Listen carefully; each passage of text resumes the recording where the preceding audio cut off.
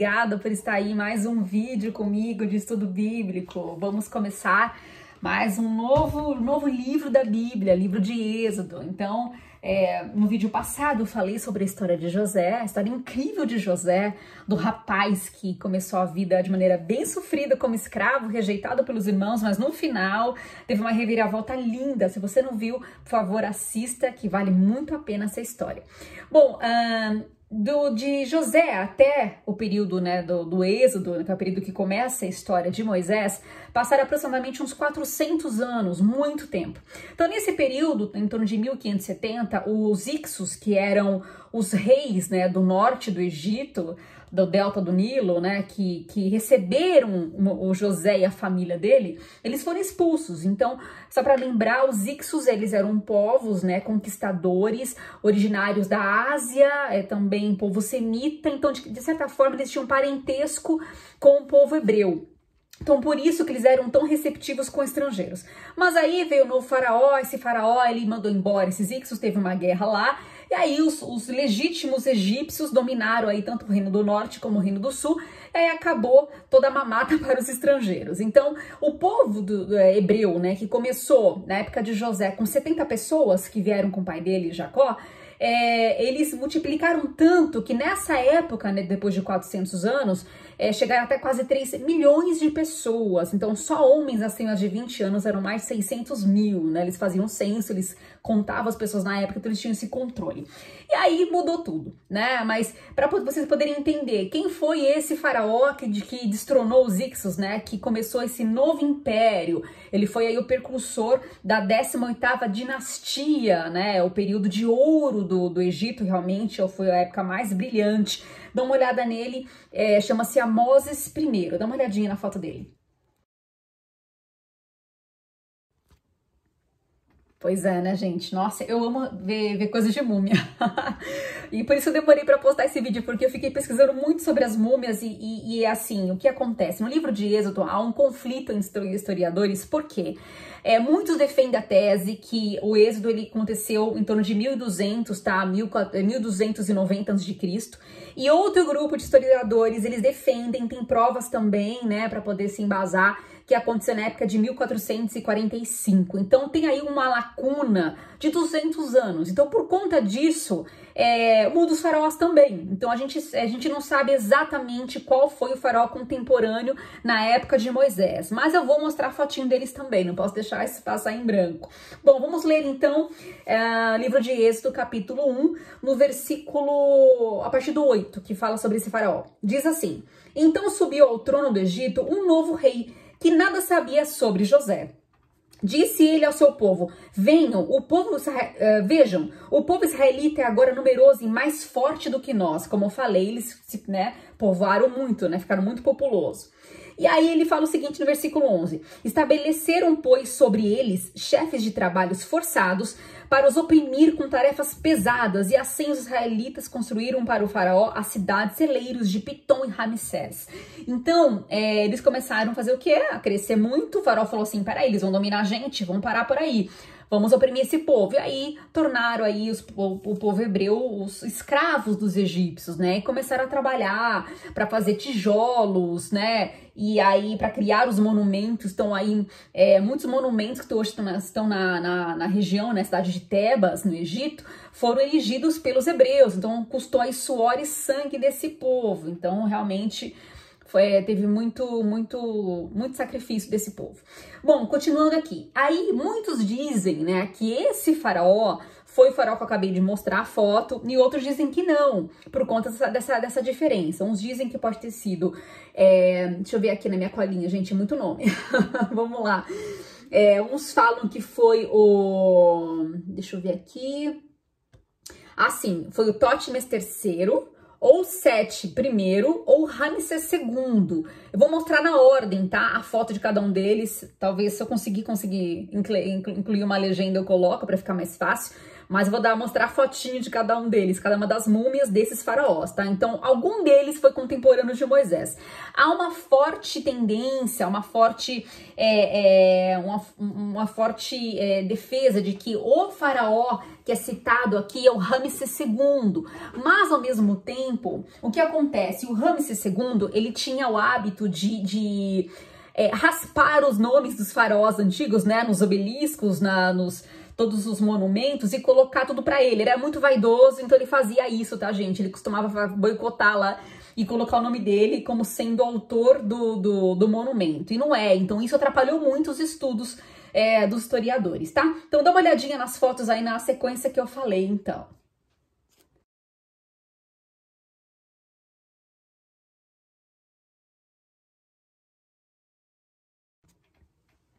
Uma outra coisa que reforça ter sido Ramsés II, o faraó do tempo da opressão, né, de Moisés, do povo hebreu, é que foram encontrados papiros no tempo do Ramsés II, falando de um povo chamado Apiru, que eram os povos escravos, né, que incluíam os hebreus, tá bom, gente? Então, nesses papiros, né, falava sobre esse povo Apiru, que arrastavam pedras para a construção do templo de Ramsés, então, Ramsés, né? Então, realmente, existe aí uma possibilidade de ter sido ele mesmo, o faraó contemporâneo. Inclusive, acho que uma das múmias mais bem conservadas, né? Então, assim, é incrível, né?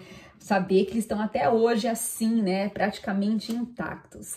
Continuando, então, vamos ler, depois disso, né? O que aconteceu? No versículo 22 fala assim, que esse faraó, para querer inibir, né, a força dos hebreus, o que ele estabeleceu? Por isso o faraó ordenou a todo o seu povo, lancem ao Nilo todo menino recém-nascido, mas deixem viver as meninas. Então ele lançou um decreto para que todas as pessoas, né, filhos de hebreus que nascessem do sexo masculino fossem jogados no rio Nilo. E como é que a família de Moisés, né, se portou diante desse decreto? Vamos dar uma lida agora no capítulo 2, diz assim: um homem da tribo de Levi casou-se com uma mulher da mesma tribo, e ela engravidou e deu à luz a um filho. Vendo que era bonito, ela o escondeu por 3 meses. Imagina só, gente, acabar de ter um filho, saber que é menino e saber que tem que esconder, né, o filho para que ele não fosse morto. Quando já não podia mais escondê-lo, pegou um cesto feito de junco e o vedou com piche e betume. Colocou nele o menino e deixou o cesto entre os juncos, à margem do Nilo, daquele mesmo rio que era para lançar as crianças para morrer. A irmã do menino ficou observando de longe para ver o que lhe acontecia. Então a irmã de Moisés, chamada Miriam, foi instruída pela mãe para acompanhar, para ver onde ia parar esse cesto. A gente pensa no coração dessa mãe. A filha do faraó descera ao Nilo para tomar banho. Enquanto isso, as suas servas andavam pela margem do rio. Nisso, viu o cesto entre os juncos e mandou sua criada apanhá-lo. Ao abri-lo, viu um bebê chorando. Ficou com pena dele e disse: esse menino é dos hebreus. Ela identificou pelas vestimentas do bebê que ele era de origem dos hebreus. Então a irmã do menino aproximou-se e perguntou à filha do faraó: a senhora quer que eu vá chamar uma mulher dos hebreus para amamentar e criar um menino?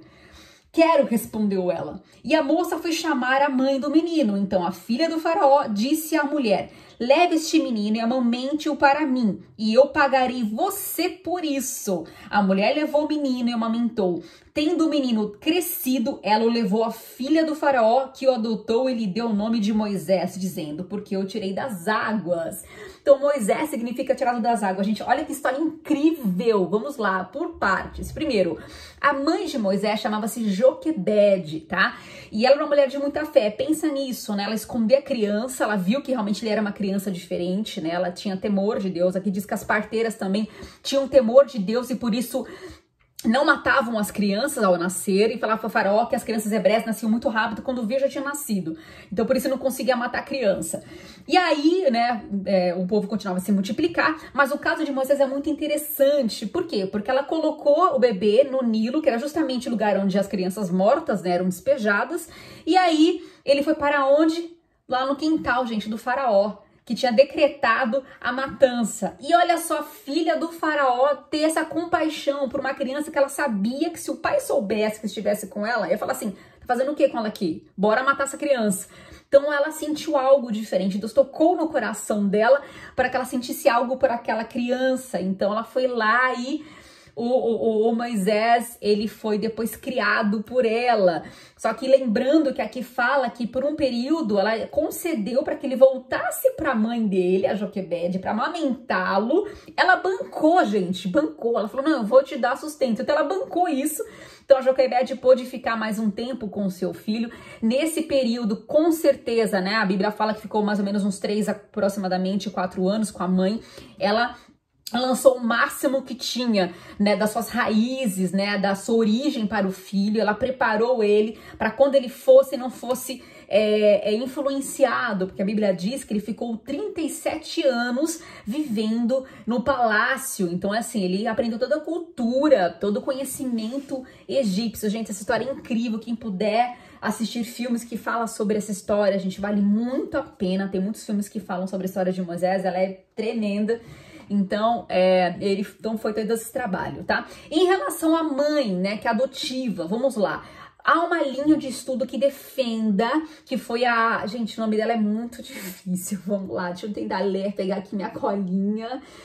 Fala que foi a Hatshepsut, tá? Então, muitos dizem que foi ela. Se foi ela, vou dar uma olhadinha aí. Dá uma olhadinha aí na foto dela, super conservada também. Ela foi a primeira rainha do Egito, depois ela reinou por um período, por 20 anos lá na frente, mas assim, foi uma mulher muito notável. Até hoje tem monumentos em nome dela, né? A câmara mortuária dela, o templo dela mortuário é gigante, até hoje é visitada, mas dá uma olhadinha na foto dela. Bom, se não foi ela, né, a pessoa que adotou o Moisés, né, se for na linha ali, e muitos defendem que foi o Ramsés nesse período, né, em torno de 1200, aí pode ter sido qualquer outra mulher, né, por quê? Porque o faraó, o Ramsés, ele teve aí mais de 60 filhos com as concubinas, tá? Então poderia ser qualquer uma das filhas que adotaram o Moisés. De qualquer maneira, a história ela é incrível, né? A gente não pode deixar de ver o trabalhar de Deus, né? Nesse processo, nesse período. Bom, e aí olha só que fala que interessante, lá em Hebreus, Novo Testamento, lá depois de muitos anos, olha o que eles falam sobre esse episódio. Diz assim, no capítulo 11, 23 e 24. Pela fé, Moisés, recém-nascido, foi escondido durante 3 meses por seus pais, pois estes viram que ele não era uma criança comum e não temeram o decreto do rei. Aí lá na frente, pela fé, Moisés, já adulto, recusou ser chamado de filho ou filha do faraó, preferindo ser maltratado com o povo de Deus a desfrutar os prazeres do pecado durante algum tempo. Vamos ler na sequência aqui em Êxodo o que aconteceu com Moisés depois que ele cresceu. Então, quando ele completou seus 40 anos, ele viu uma situação que incomodou. Olha só que interessante, vamos lá. Diz assim em Êxodo, vamos lá no 2, né? Fala assim, ó.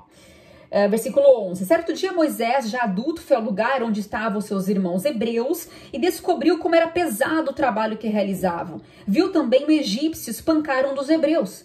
Correu a olhar por todos os lados e não vendo ninguém, matou o egípcio e escondeu na areia. Então ele foi defender o irmão dele hebreu, né, do povo hebreu. Olha só, por que ele fez isso? Porque ele já sabia que a origem dele era essa, né, que ele fazia parte de outro povo. Então a base dele foi muito sólida, né, para não deixar se influenciar pela cultura egípcia. E aí, continuando, fala assim, cadê? 11, 12... Na frente fala assim, quando o faraó soube disso, procurou matar Moisés, mas este fugiu e foi morar na terra de Midian. Olha só, e ali assentou-se à beira de um poço. Então, a Bíblia diz que aos 40 anos de idade, né, depois de 37 anos convivendo com o faraó e toda aquela cultura egípcia, ele fugiu, como ele matou o egípcio para defender, né, o irmão da terra dele, ele fugiu para o deserto de Midian. Então ele abriu mão de toda aquela vida pomposa, como praticamente um príncipe, né, que ele tinha, e foi viver no deserto para ser pastor de ovelhas, gente. Aí vai começar a história dele, o encontro dele com Deus, que eu vou ter que falar num outro momento. História incrível, incrível. E, enfim, o que eu acho que é importante a gente falar, né, antes de